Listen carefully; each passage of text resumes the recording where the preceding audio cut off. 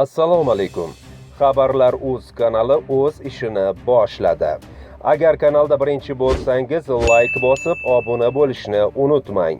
Bugun dasturimizda tezkor xabar: namoyishchilar parlament spikerini ayovsiz kaltakladi. Sirdaryoda yosh kelin-kuyov fojia. Samarqand hokimi yana bir noodatiy taklif bilan chiqdi.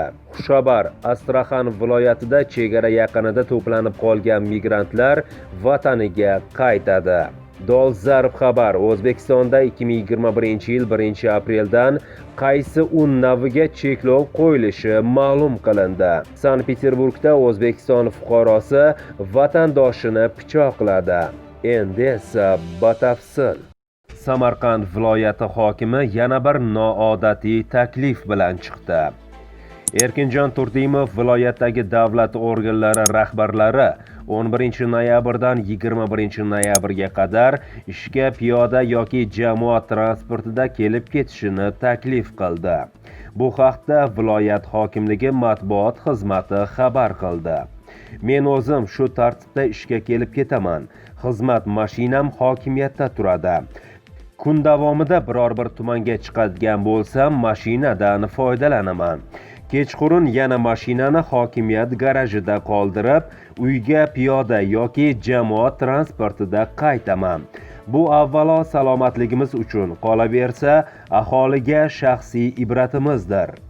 Viloyat hokimi avtomashinasiz 10 kun aksiyasi davlatdan oylik oladiganlarga taalluqli ekanini ta'kidlagan. Qolganlar bizni taklifimizni qo'llab-quvvatlashsa, nur ustiga a'lo nur bo'lardi. Buni jamoatchilik, jurnalistlar va blogerlar nazorat qilishi kerak, dedi hokim.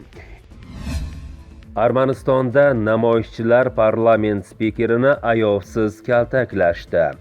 Armaniston poytaxtida Yerevanda namoyishchilar parlament spikeri Ararat Mirzayanni mashinadan chiqarib kaltaklashdi.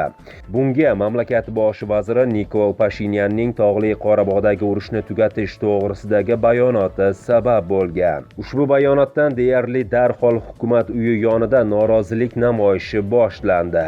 Namoyishchilar binoga bostirib kirishdi. Pashinyan kabineti ag'dar-to'ntar qilinib, davlat ramzlarini olib ketishdi. Keyin ular parlamentga ko'chib o'tdilar. U yerda spiker Ararat Mirzayanni kaltakladilar. Mirzayan shifoxonaga olib kelinib, jarrohlik amaliyoti o'tkazildi. Namoyishchilar deputatlardan muxolifat kuchlari safiga qo'shilishini va Tog'li Qorabog' bo'yicha Armaniston bosh vaziri Nikol Pashinyan, Ozarbayjon prezidenti Ilhom Aliyev va Rossiya prezidenti Vladimir Putin imzolagan 3 tomonlama bayonotni bekor qilish jarayonini boshlashni talab qilmoqda. O'zbekistonda 2021-yil 1-apreldan boyitilmagan yuqori navli un importiga cheklov qo'yiladi. O'zbekiston hududida 2021-yil 1-apreldan boshlab faqat mikroelementlar bilan boyitilgan birinchi navli unni sotishga ruxsat beriladi. Bu haqda Spot xabar qildi. Ta'kidlanishicha, bu cheklov prezidentning aholining sog'lom ovqatlanishini ta'minlash bo'yicha qo'shimcha chora-tadbirlar to'g'risidagi farmoni bilan tasdiqlangan. Shu munosabat bilan unni boyitish uchun import qilinadigan mikroelementlar uchun 0 bojxona stavkasi belgilanadi. Ma'lumotlarga ko'ra, 2019-yilda bug'doy unining mikroelementlari bilan boyitish darajasi barcha navlarning ishlab chiqarilgan va import qilinadigan un umumiy hajmining 30% tashkil etgan. Bu navbatdagi unni hozirda O'zbekiston aholisining 56% ga yaqini iste'mol qiladi.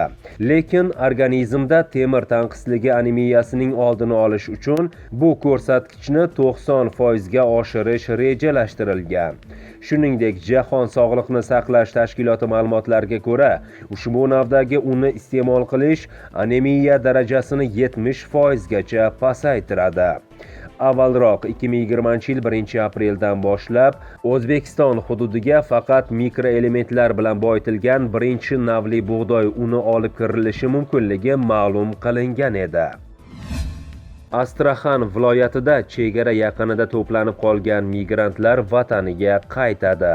Qozog'iston chegarasi yopilganidan so'ng Astraxan viloyatida to'planib qolgan migrantlar uyiga qaytishi uchun maxsus vagonlar ajratildi. Astraxan viloyati chegaraga yaqin hududida to'planib qolgan O'zbekiston fuqarolari 11 noyabrdan boshlab temir yo'l orqali uylariga jo'natila boshlaydi. Bu haqda Privolzhsk temir yo'li matbuot xizmati xabar qilmoqda. Chiptalar Volжский temir yo'l vokzalida konsullik tomonidan taqdim etilgan ro'yxatlarga asosan sotila boshlaydi. Temir yo'l bekatiga qadar yo'lovchilarni avtobus olib boradi, deyilgan xabarda.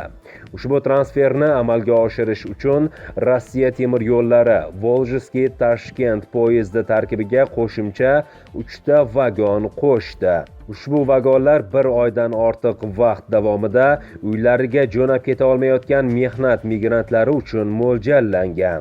Xabarda aytilishiga ko'ra, o'tgan juma kuni O'zbekiston Respublikasining Rossiyadagi konsuli Rustam Qurganbayev va Astraxan viloyati gubernatorining administratsiyasi rahbari Pavel Pautov bilan uchrashib, O'zbekiston fuqarolari uchun qo'shimcha vagonlar ajratish haqida kelishib olingan.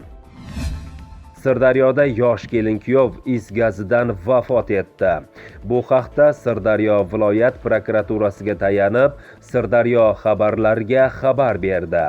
Qayd etilishicha, Boyovut tumani Ichki ishlar bo'limi navbatchilik qismining 2020-yil 6 noyabr kuni soat 13:35 larda bergan xabariga ko'ra, Boyovut tumani Qarobchi mahallasida yashovchi fuqarolar 1995-yilda tug'ilgan Sh.M.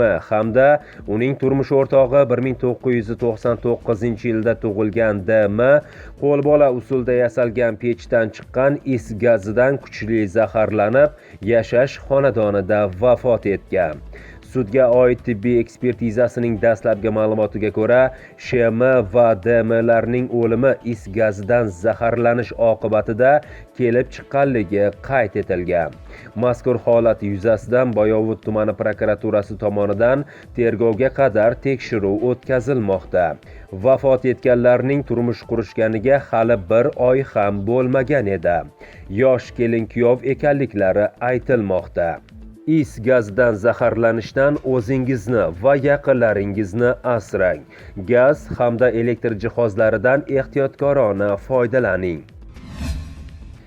Sankt-Peterburgdagi turar joy majmuasi qurilishida O'zbekiston fuqarosi vatandoshini pichoqladi. Sankt-Peterburg shahridagi turar joy majmuasi qurilishida 2 noyabr dushanba kuni 46 yoshli O'zbekiston fuqarosi vatandoshini pichoqladi. Bu haqda huquqni muhofaza qilish organlaridagi manbalarga tayanib 78.ru xabar berdi.